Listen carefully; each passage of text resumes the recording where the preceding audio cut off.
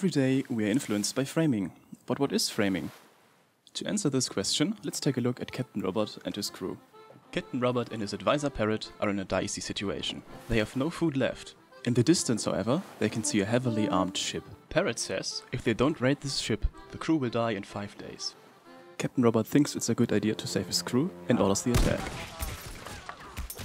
Things do not look good for Captain Robot. He was a victim of framing, more precisely, goal framing. His parrot influenced him by focusing on disadvantages of non-action, disregarding possible risks. Robot and his companion Parrot have been brought to a prison on a nearby island. They are being watched by a strong prison guard. How can they possibly find a way out of this? Parrot takes out a golden trinket, a bracelet, which is the lucky charm of the captain. He claims that the bracelet consists of 25% pure gold and he'd be willing to give it to the guard if he was to unintentionally leave the door open. Parrot just used a form of attribute framing. By highlighting the attractive attributes of an item and neglecting those that are less attractive, a frame is created that makes the item more desirable. You may have encountered this effect in the grocery store. In a study by Levin and Gaeth in 1988, candidates were given identical steaks to eat. To half of the candidates, the meat was labeled 75% lean, to the other half as 25% fat. Generally, the steaks advertised to be 75% lean were claimed to taste better than the other ones.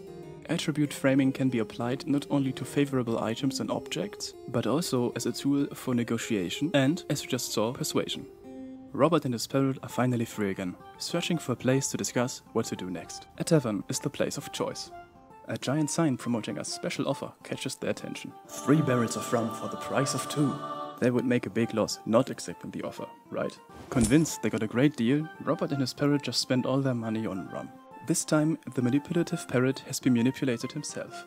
Risky goal framing is what happened to him and his captain. Instead of focusing on how to get their ship back, all they could think about was avoiding the loss they had to endure when declining the offer. Framing like this is used in everyday life. A prominent example of this would be in advertisements, where losses are suggested that basically do not exist. Advertisements and politics are the main fields where framing is used to influence the viewer in a certain direction that benefits the creator of the frame. Companies generate new customers and politicians get new voters. In conclusion, there's a lot we can take away from the adventures of Captain Robot and Parrot. With this new knowledge about framing, you can protect yourself from being easily manipulated and of course frame a few things of your own. What will you do with this knowledge? Have you experienced framing before? Would you use framing yourself? Let us know in the comments. After all, it's not what you say, it's how you say it.